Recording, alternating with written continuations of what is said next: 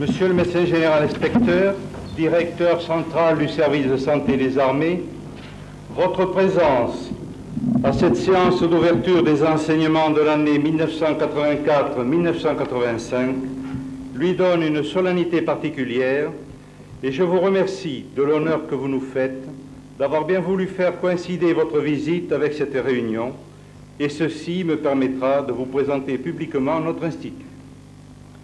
En effet, depuis toujours, la fête traditionnelle de l'Institut a lieu à l'occasion de la cérémonie de sortie, à la fin du stage des médecins des armées, mais ils y sont seuls, entourés, il est vrai, d'une foule de médecins généraux et d'anciens. En début du cycle d'enseignement, au contraire, l'arrivée presque simultanée du plus grand nombre des enseignés permet de les réunir au cours d'une séance intime, sans invité, pour leur présenter l'Institut, les enseignants et les programmes. En effet, les stagiaires sont nombreux et je suis heureux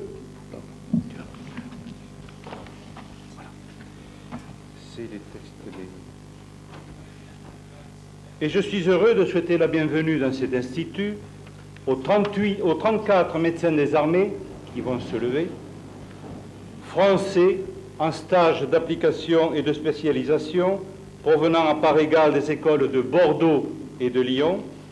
Ces stagiaires ont maintenant tous vocation tropicale, comme pour les deux promotions précédentes. Il s'agit là d'une mesure sage qui permet la cohésion et la camaraderie, contrairement aux années précédentes, où la venue pour un stage de 3 mois et demi de tous les stagiaires de l'armée de terre passés au Val-de-Grâce dans un premier temps entraînait un encombrement de l'enseignement, un bachotage malsain, une froideur relationnelle, le paradoxe étant que l'on retrouvait parfois parmi les premiers concours de sortie ceux qui voulaient choisir un poste en France pour justement ne pas partir outre-mer. Asseyez-vous.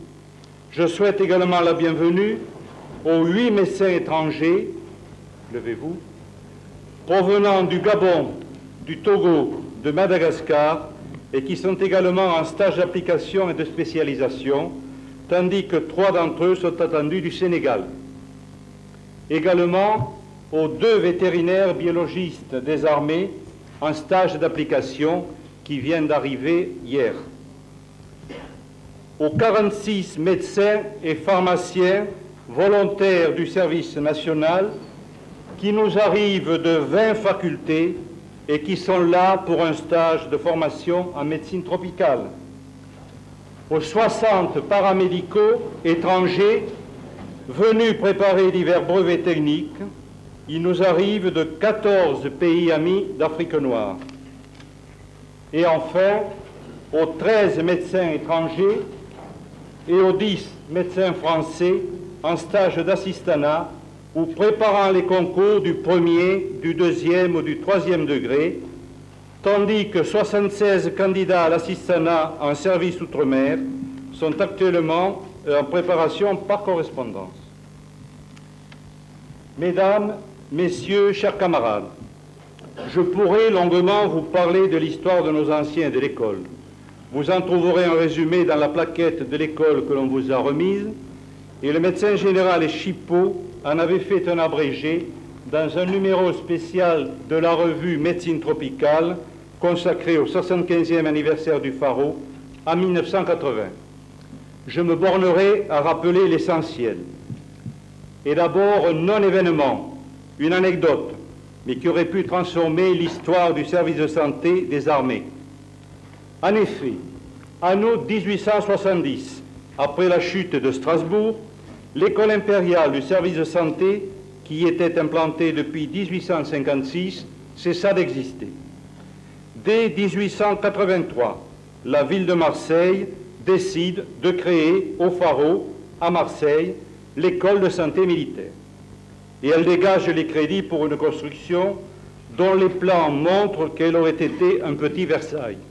Hélas, les crédits prévus sont utilisés en urgence pour indemniser d'une part les 200 victimes de la catastrophe des arènes du Prado qui s'était effondrée et surtout pour assainir les égouts de la ville après l'épidémie de choléra qui s'était abattue sur Marseille en 1884. Pas d'école à Marseille. L'école de santé militaire sera créée plus tard à Lyon en 1888 et l'école de santé de la marine et des colonies à Bordeaux en 1890. Le corps de santé colonial naquit en 1890, détaché du corps de santé de la marine, précédant de 10 ans la création des troupes coloniales en 1900. La nécessité de donner aux médecins et pharmaciens des troupes coloniales l'instruction professionnelle spéciale, théorique et pratique nécessaire pour remplir les obligations qui incombent au corps de santé des troupes coloniales en France et aux colonies, je cite le décret de création, était apparue dès la création du corps. Cette fois, en 1905, Marseille obtient et réalise la création de l'école d'application du service de santé des troupes coloniales, implantée dans les jardins du Pharaon, d'où son appellation d'école du Pharaon, ou Pharaon, qui a toujours cours, tant dans les pays d'outre-mer et même européens, dénomination permanente d'une école qui a changé plusieurs fois de nom. En 1954, en effet, pour tenir compte de la naissance des laboratoires de recherche, le Pharaon prend le nom d'école d'application et centre d'instruction et de recherche, du service de santé des troupes coloniales dans un premier temps, puis en 1961, après les indépendances et la mise au pilori du mot colonial, du service de santé des troupes de marine. Enfin, en 1975, l'école devient l'Institut de médecine tropicale du service de santé des armées, mais reste toujours le Pharaon. L'œuvre accomplie par les médecins du Pharaon est immense. En visitant la salle d'honneur, vous pourrez voir quelques-uns de ces noms prestigieux qui se sont distingués, soit comme militaires, soit comme médecins, soit même comme grands serviteurs de l'État. Dans le hall, des plaques de marbre rappellent le souvenir de ceux qui ont été tués à l'ennemi ou de ceux tout aussi valeureux, morts victimes du devoir. Je pourrais vous tenir en haleine pendant des heures en vous racontant la vie de ces pionniers, ou plus près de nous, de ces grands chefs d'équipe qui surent faire beaucoup avec peu de moyens et dont vous pourrez constater qu'aucun de leurs noms ne désigne une salle ou un amphithéâtre de cet institut. C'est que les médecins coloniaux, plus portés à l'action qu'à l'adoration, n'ont jamais voulu extraire un nom de cette cohorte de médecins qui ont chacun fait, à la place où ils étaient, leur métier de leur mieux, et cette tradition mérite d'être respectée. Actuellement, l'Institut de médecine tropicale a une double mission, l'enseignement et la recherche. L'enseignement, qui était la mission initiale, conserve une part prépondérante. 10 chaires d'enseignement disposent de 22 agrégés ou titulaires et couvrent l'essentiel. Des lacunes en ORL, en stomatologie et quelques autres matières sont comblées par des camarades spécialistes des hôpitaux chargés de cours. Compte tenu de la diversité des stages, ces charges d'enseignement sont assez lourdes, mais ceci n'a pas empêché un certain nombre d'entre eux de participer à la rédaction des livres d'enseignement qui constituent la série des agrégés du Pharaon. Et comme de surcroît, tous ces enseignants sont d'un très haut niveau de compétence, ils sont régulièrement, sinon abusivement, sollicités de l'extérieur. Aussi, pour éviter leur dispersion et la répétition des enseignements, nous admettons au Pharaon des auditeurs libres. Cette réunion est pour moi une occasion de dire publiquement à tous les personnels enseignants toute ma satisfaction pour la disponibilité et la compréhension dont ils font preuve, pour la qualité de leurs enseignements, qu'ils sont obligés d'adapter de façon itérative à des auditoires très variés, pour leur esprit de camaraderie et de corps, et je les en remercie très chaleureusement et très amicalement. Chacun des enseignants exerce en outre une deuxième fonction, soit dans une unité de recherche à l'Institut, soit dans un service clinique à l'hôpital Laveran. Ainsi, vous voyez apparaître l'intrication de nos activités avec celle de l'hôpital d'instruction des armées Laveran, terrain de stage de la plupart des élèves. Cet hôpital appartient, certes, administrativement à la 5e région militaire. Mais la plupart de ces chefs de service font partie du personnel du Pharo. Quant à son médecin-chef, le médecin général Corbil, après avoir été professeur titulaire au Pharo, il a encore gardé un pied dans la maison et je le remercie de sa précieuse collaboration, de sa compréhension et des excellentes relations amicales que lui et son équipe entretiennent avec la maison mère. À côté des chaires d'enseignement, on trouve un laboratoire de chimie-pharmacie qui sert de terrain de stage, une cellule santé des collectivités dont le responsable participe de manière importante à l'enseignement de l'épidémiologie moderne. Il assure par ailleurs l'enseignement de cette discipline dans les écoles de Bordeaux et de Toulon et réalise des enquêtes en unité qui fournissent de précieux renseignements tant sur la manière dont est perçu le service de santé que de ce qu'en attend la collectivité militaire. Depuis 6 ans, la section vétérinaire d'études et de recherche de physiologie et de pathologie animale, la SVERPA, est venue élargir l'éventail des matières enseignées au Pharo et elle assure l'enseignement spécialisé des vétérinaires biologistes des armées. Elle assure également un programme de recherche vétérinaire spécifique au milieu militaire en physiologie et pathologie animale et enfin elle participe activement aux recherches médicales entreprises dans les diverses unités de recherche de l'Institut. En effet, la recherche est la deuxième mission de l'Institut et est placée sous la haute autorité tant technique qu'intellectuelle du médecin-chef des services Nicoli, sous-directeur recherche. Parmi ces nombreuses activités, les principales sont orientées vers le domaine tropical, études ultrastructurales des arbovirus, culture du paludisme, études des méningococci. Et le haut niveau de technicité de cette dernière section lui vaut d'être centre collaborateur OMS de recherche et de référence pour les méningococci, de sorte que le Pharo compte parmi son personnel 3 experts de l'OMS. Un centre de documentation avec sa bibliothèque et ses moyens informatiques modernes est placé sous l'autorité du médecin en chef Tachon. Ce centre est également correspondant du CEDOCAR, Centre de documentation de l'armement, pour les maladies tropicales et lui fournit toute sa documentation. Il assure par ailleurs l'édition de notre revue spécifique, Médecine tropicale, et la réalisation de nombreux films et vidéocassettes d'enseignement. Enfin, il contribue à la préparation à distance, par mini-cassette, de nos anciens élèves pour les divers concours du premier degré. L'équipe administrative, dirigée par le lieutenant-colonel Rousset, assure avec d'autant plus d'efficacité que les difficultés sont nombreuses, le soutien matériel de tous vos stages et je leur renouvelle mes félicitations. Hors des murs, mais en France, nous avons déjà évoqué les relations avec la direction du service de santé de la 5e région militaire, dont dépend l'hôpital Laveran, avec l'hôpital d'instruction des armées Laveran. Nous avons également d'excellentes relations avec la 53e DMET, qui est votre soutien alimentaire habituel. Relations également avec les autres écoles d'application et centres de recherche du service de santé des armées, avec les facultés de médecine et plus particulièrement celles de Marseille. Nous avons même des relations très privilégiées avec le centre de formation et de recherche en médecine et santé tropicale dirigé par le professeur Penn. Celui-ci vous délivre le diplôme de médecine tropicale uniquement à partir de l'enseignement reçu sur ces bancs.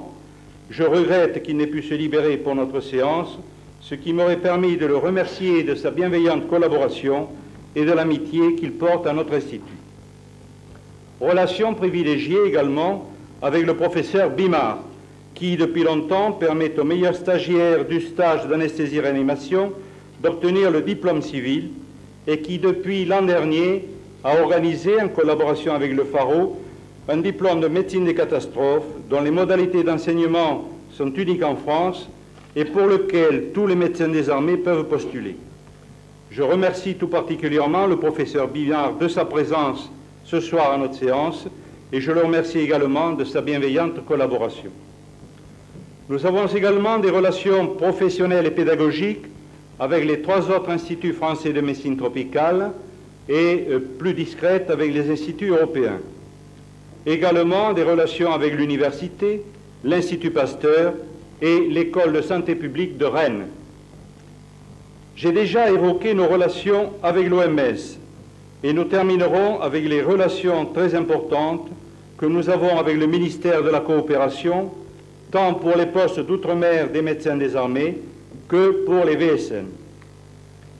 En Afrique noire, nous avons des relations suivies avec l'OCEAC, organisme de lutte et de coopération contre les endémies, l'OCCGE, qui regroupe les États de l'Afrique de l'Ouest, le Centre Muras, l'Institut Marchou, l'IOTA, Institut d'ophtalmologie tropicale d'Afrique, ces deux instituts étant situés à Bamako, l'hôpital d'instruction des armées sénégalaises, l'hôpital principal de Dakar, l'Institut national de santé publique d'Abidjan, sans parler du soutien anatomopathologique que l'Institut assure traditionnellement à un grand nombre de postes africains, grands ou petits, tenus par des camarades ou par des VSN, mais également par des médecins locaux.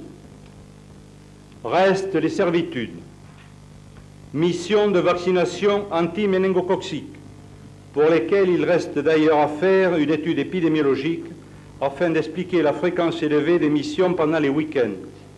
Soutien de l'EMIR, élément militaire médical d'intervention rapide, auquel le Pharo fournit une cellule laboratoire qui est intervenue plusieurs fois, tandis que nos camarades chirurgiens font partie de l'équipe chirurgicale fournie par l'hôpital Lavran. Enfin, depuis peu, Bioforce, dont le personnel est également fourni par le Pharo et qui se prépare justement à partir dans quelques jours à Madagascar. Tel est l'Institut, telles sont ses missions, ses contraintes, ses caractéristiques, avec sa grande diversité des âges, des visages, des grades et des uniformes que vous allez côtoyer pendant votre stage. Et en laissant maintenant la parole au médecin-chef Mayou, ancien professeur dans cette maison, qui va vous exposer les caractéristiques de notre enseignement, je vous souhaite un stage instructif et agréable. Je vous remercie.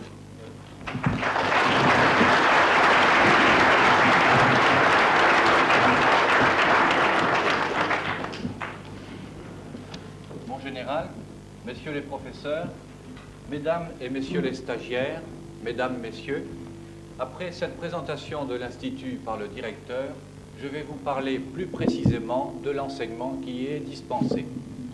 Et pour ce faire, je répondrai à 3 questions. À qui s'adresse cet enseignement? Par qui est-il dispensé? Comment est-il réalisé? À qui s'adresse cet enseignement? Différentes catégories d'élèves, comme il vient de vous être dit, bénéficient de notre enseignement.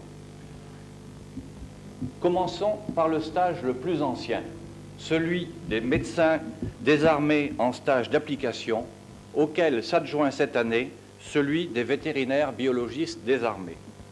Depuis 1905, 3890 médecins ont été formés à cet institut, auquel il faut ajouter 327 pharmaciens et 121 officiers d'administration. Il s'agit d'un enseignement long, puisque s'échelonnant sur une période de 9 mois. Il se termine cette année le 14 juillet, soit 15 jours plus tard que d'habitude.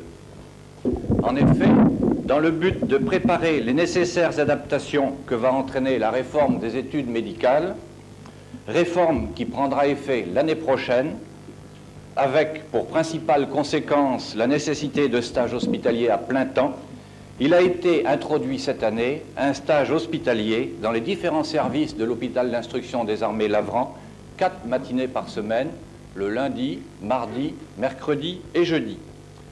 Ceci a naturellement entraîné une nécessaire restructuration de tout l'enseignement que nous dispensions à ces médecins des armées et naturellement aussi un compactage.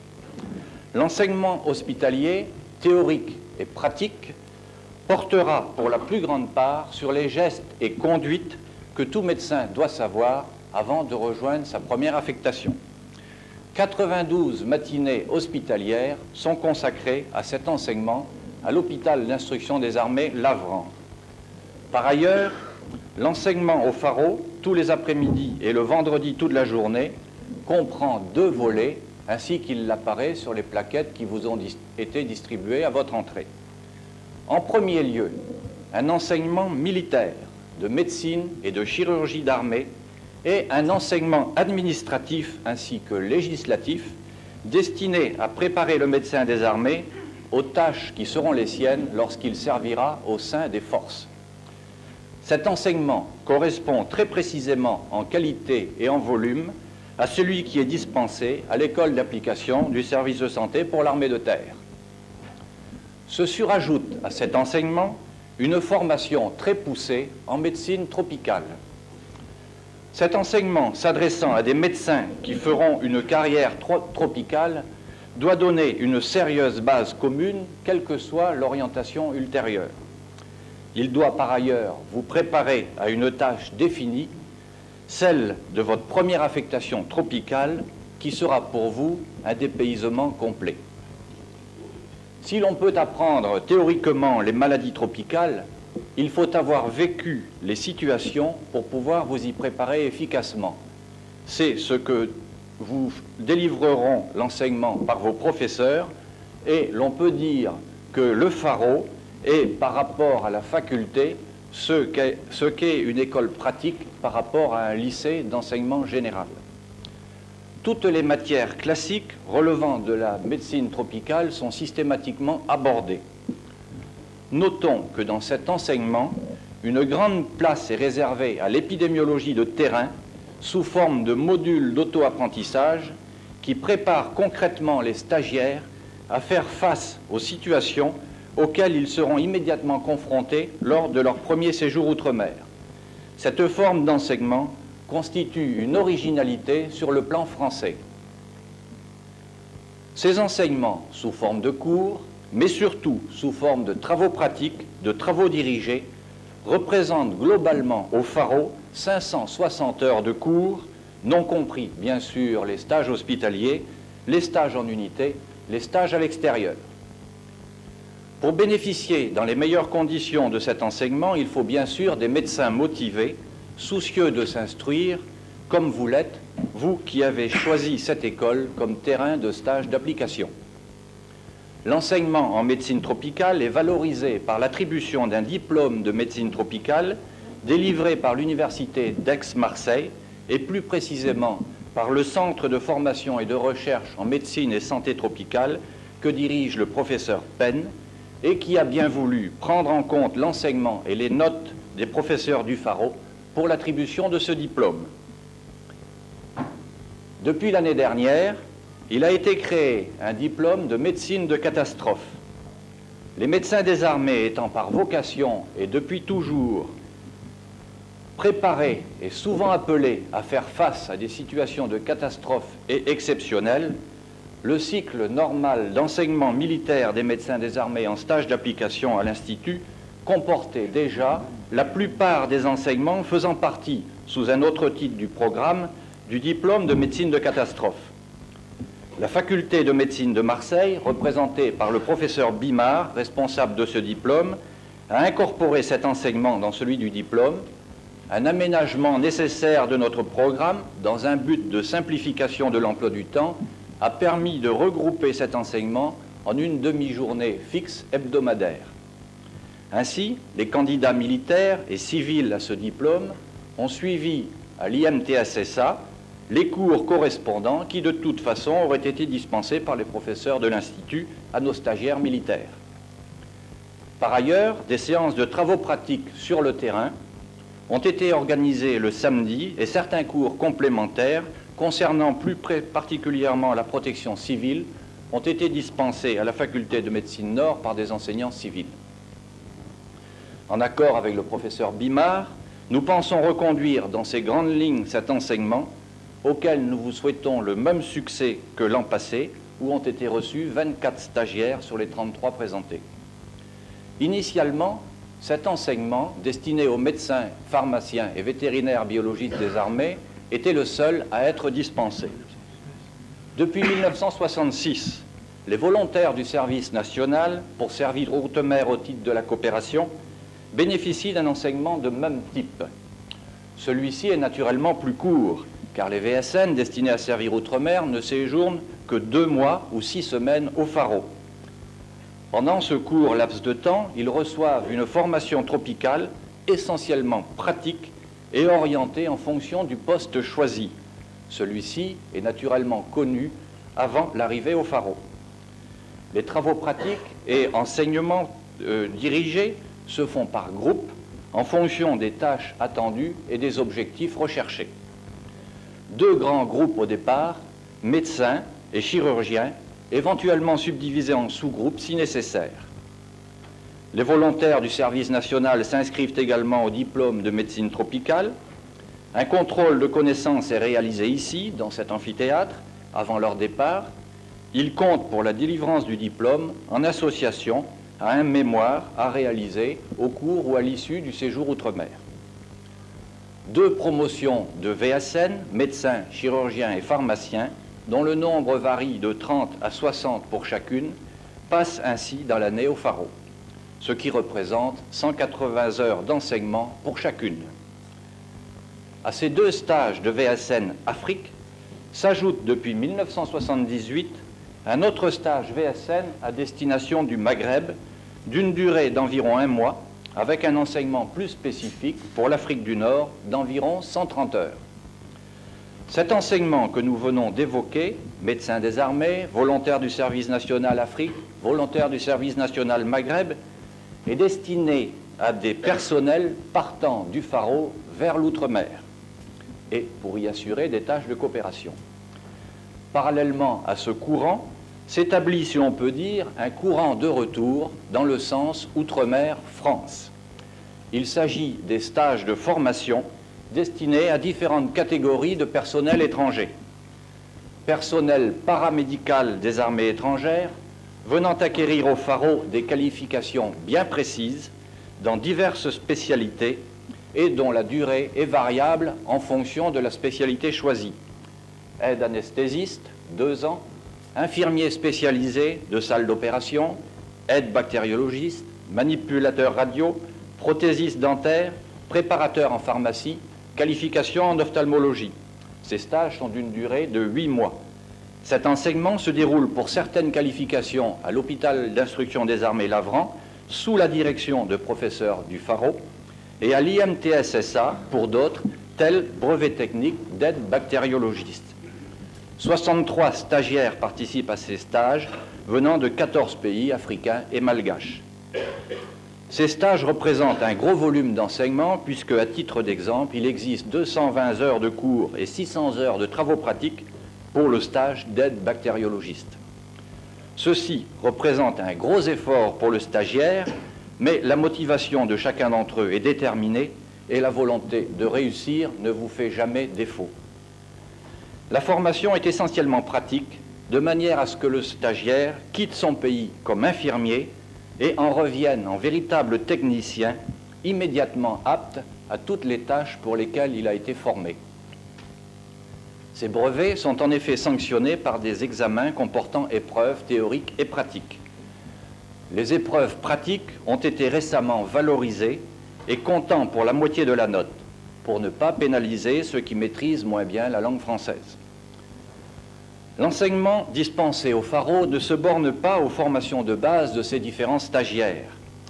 Il existe un enseignement complémentaire se surajoutant à l'enseignement de ces différentes catégories de stagiaires.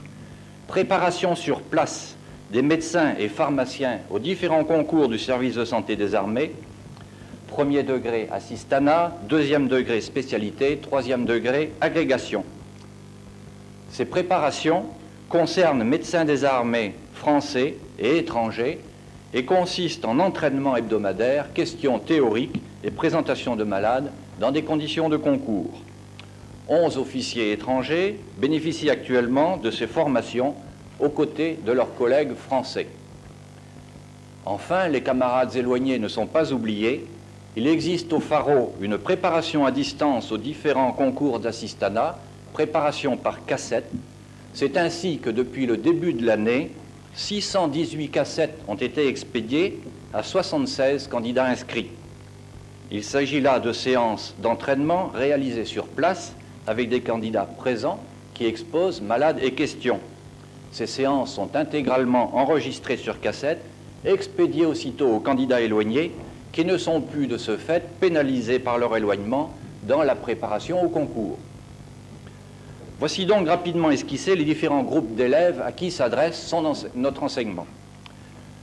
Par qui est-il dispensé? L'enseignement est assuré par les professeurs et professeurs agrégés du service de santé des armées. Ces professeurs sont nommés sur concours parmi les spécialistes des hôpitaux des armées. 10 chaires d'enseignement se partagent 22 professeurs titulaires et agrégés, ainsi qu'il apparaît sur ce transparent.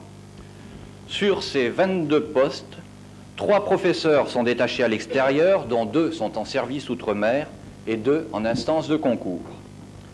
Ces professeurs sont également chefs de service hospitalier à l'hôpital d'instruction des armées Lavran pour les disciplines hospitalières ou participent par ailleurs à des activités de recherche ici à l'Institut de médecine tropicale. La particularité des fonctions de professeur est tout à fait originale dans le service de santé des armées. En effet, les professeurs agrégés exercent pendant 5 années seulement les fonctions d'enseignants. À l'issue de cette période, ils deviennent agrégés libres et sont affectés généralement dans les hôpitaux outre-mer ou en France. Les professeurs titulaires, choisis parmi les agrégés libres, sont également nommés pour 5 ans. L'intérêt de ce système est qu'il assure un renouvellement permanent du corps enseignant, ce qui évite toute sclérose de l'enseignement et est garant d'une qualité toujours maintenue. De plus, ces professeurs ont tous exercé outre-mer, dans les pays d'où vous venez, mesdames et messieurs les stagiaires étrangers, et dans ceux où vous allez servir, mesdames et messieurs les médecins des armées français. Ceci assure aux enseignés que chaque professeur, dans sa spécialité, parle de situations vécues auxquelles il a été personnellement confronté. Vous êtes ainsi assuré d'un enseignement sans cesse actualisé. Même si l'emploi du temps des professeurs est largement rempli, comme le montre l'organigramme des stages, ceux-ci sont toujours prêts à entretenir avec vous le dialogue fructueux qui a toujours existé et qui est une des particularités du Pharo. Comment est réalisé cet enseignement? Pour réaliser ces enseignements constamment en évolution, régulièrement adaptés, tous les moyens nécessaires ont été utilisés. Les professeurs se réunissent 2 fois par an lors de journées pédagogiques au cours desquelles ils font le bilan des enseignements réalisés et tenant compte des critiques formulées, tirées des contrôles de connaissances, de divers paramètres, ils remanient et améliorent sans cesse les enseignements qu'ils dispensent, de manière à ce que ceux-ci soient toujours le mieux adaptés. À titre d'exemple, voici les étapes d'élaboration d'un programme destiné à la formation des médecins des armées. Il passe par différentes étapes, ainsi que vous pouvez le voir sur ce transparent, étapes qui vont d'informations nécessaires à recueillir sur les postes qui seront les vôtres, à l'analyse des tâches qui seront également les vôtres, la définition des compétences, la détermination des objectifs, pour finalement arriver à l'élaboration des programmes et bien sûr à l'emploi des méthodes nécessaires pour réaliser l'objectif réalisé. Par ailleurs, le choix des postes intervenant avant la fin du stage, cela permet de disposer d'un laps de temps de 2 à 4 semaines pour une formation complémentaire encore plus spécialisée, les médecins étant divisés en groupes en fonction des tâches bien précises qui les attendent. Médecins en poste isolé, médecins en poste rural, médecins de grandes endémies, médecins en dispensaires urbains ou suburbains. Cette formation complémentaire est une des caractéristiques de l'enseignement des médecins orienté vers la meilleure préparation pratique au poste qui les attend. Pour réaliser cet enseignement, les moyens les plus récents sont utilisés dans le domaine audiovisuel, parmi lesquels la vidéo occupe une large place. Voici, à titre indicatif, la liste des films qui sont à votre disposition, destinés en vert ceux qui sont destinés aux stages d'application et soulignés en rouge ceux qui sont plus spécialement orientés vers un perfectionnement. Cette liste est à la disposition de tous les stagiaires. Ce sont des films qui ont été réalisés par les professeurs du Pharo, essentiellement pratiques et didactiques. Tous stagiaires, en se groupant par petits groupes de 4 ou 5, peut en faire la demande au médecin chef du bureau des études qui se fera un plaisir de lui assurer la projection aux jours et heures qui lui conviendront le mieux, même naturellement en dehors des heures de service normales. Enfin, l'Institut a publié ses propres ouvrages qui sont destinés à fournir un complément à l'enseignement. C'est la collection des agrégés du Faro. 4 volumes ont déjà été publiés: Thérapeutique en médecine tropicale, Précis d'ophtalmologie tropicale, Technique élémentaire pour médecins isolés, Technique chirurgicale et Technique de laboratoire.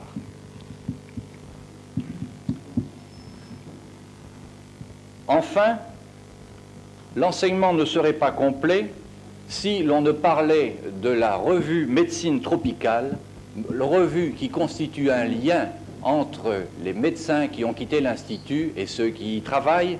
Cette revue Médecine tropicale, qui tire à 1400 exemplaires, est diffusée dans 95 pays. C'est un lien permanent entre le Faro et le monde. Ses anciens élèves, et d'ailleurs tous les tropicalistes, trouvent là une revue spécialisée, toute disposée à publier les travaux sélectionnés par un comité de lecture qui comprend tous les agrégés de l'Institut. Voici donc, succinctement évoqués, les principes de l'enseignement dispensé dans cette maison. Vous voyez que tout y est mis en œuvre pour le rendre le plus pratique et le plus attractif possible. Puissiez-vous en tirer le plus grand profit. C'est le vœu que nous formons pour vous. Je vous remercie de votre attention.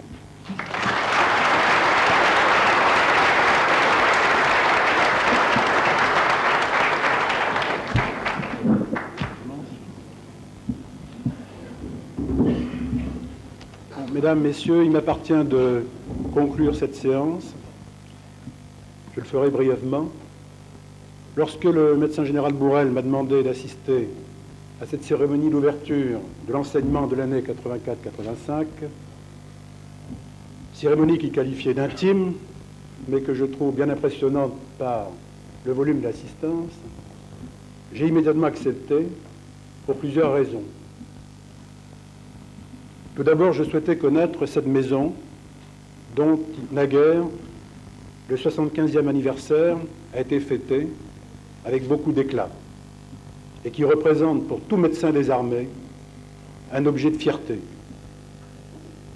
En ce lieu privilégié, s'est accompli et s'accomplit encore une heure remarquable au service de l'homme et au service du pays. L'action des médecins coloniaux fait partie de l'histoire de la médecine tout court et pour certains d'entre eux, de l'histoire. Mais à côté des noms prestigieux qui ont illustré la médecine coloniale, puis tropicale, il y a ceux qui, leur vie durant, les anonymes, ont mis en pratique sur le terrain, dans des conditions de dénuement souvent extrêmes, le savoir acquis dans cette école. Cette école avec laquelle le lien n'a jamais été rompu. Et l'enseignement dispensé ici s'enrichit de toutes ces expériences lointaines. Si l'esprit reste le même, les modalités de l'action outre-mer évoluent avec des programmes ou la diversité des situations locales ou encore la multiplicité des organismes concernés. À cette évolution, votre école s'adapte avec bonheur, apportant à l'œuvre collective son ouverture d'esprit, son expérience et sa compétence privilégiée. Il en va ainsi, par exemple, de votre collaboration avec l'université. Le témoignage en est fourni par la présence parmi nous du professeur Bimard, que je salue tout particulièrement. La seconde raison de ma présence a été d'examiner les conditions dans lesquelles pouvait être dispensé un enseignement aussi diversifié, s'adressant selon le cas à des médecins ou vétérinaires biologistes en stage d'application, à des médecins ou pharmaciens du service national, à des médecins français ou étrangers en stage ou en cours de spécialisation, à des paramédicaux étrangers en stage de qualification.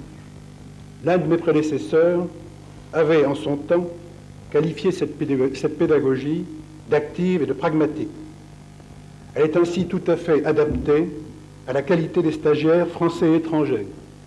Je salue particulièrement les stagiaires étrangers et je veux leur dire combien notre service est honoré de la confiance que nous témoigne leur gouvernement en nous confiant leur formation ou leur spécialisation.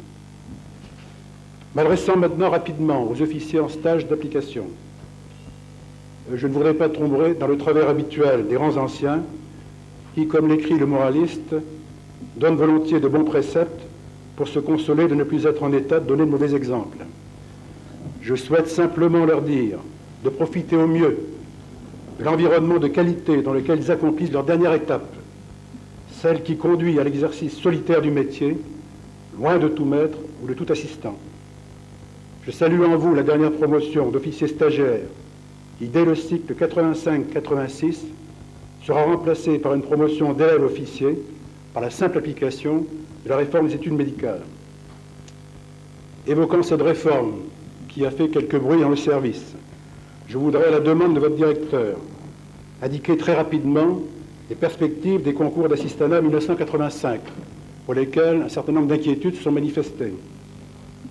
La parution tardive de certains textes d'application, le dernier texte, je le rappelle, apparu le 14 octobre 1984, a conduit à 3 conséquences. Tout d'abord, l'ouverture des concours aura lieu en fin d'année, les épreuves d'admissibilité auront lieu à partir de mars, les épreuves d'admission à partir d'avril 1985. Quelles sont les novations introduites par cette réforme? Tout d'abord, elle unifie les conditions de candidature. La limite d'âge est fixée à 36 ans. Il est nécessaire d'avoir accompli 3 années de service après le stage d'application. Il ne peut y avoir plus de 3 candidatures dans la même discipline et 6 au total pour les assistanats hospitaliers.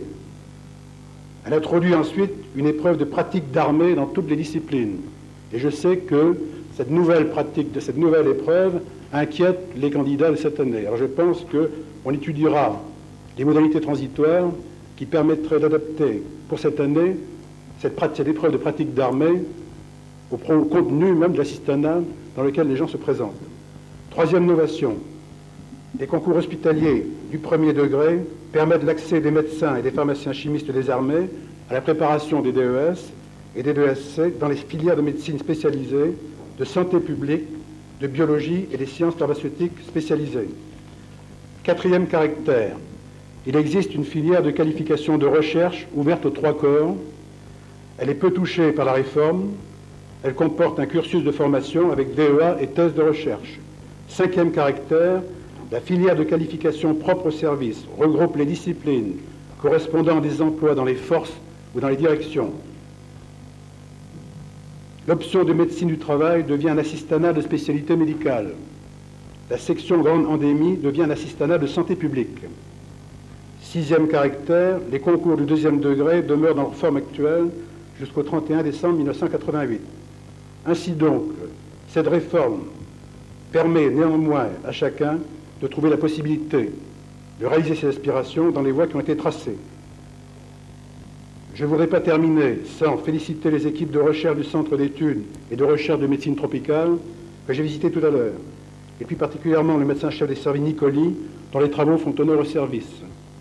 Il me faut mentionner aussi combien l'action de l'équipe d'intervention pour la vaccination antiméningocoque a été appréciée par les unités où elle a dû intervenir. L'éloge en est fait à chaque fois par les autorités militaires.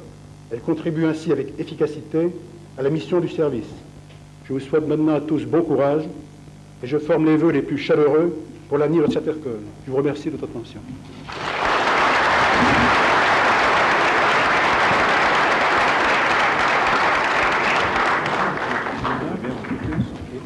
Franchement, ça, là. Soyez-moi,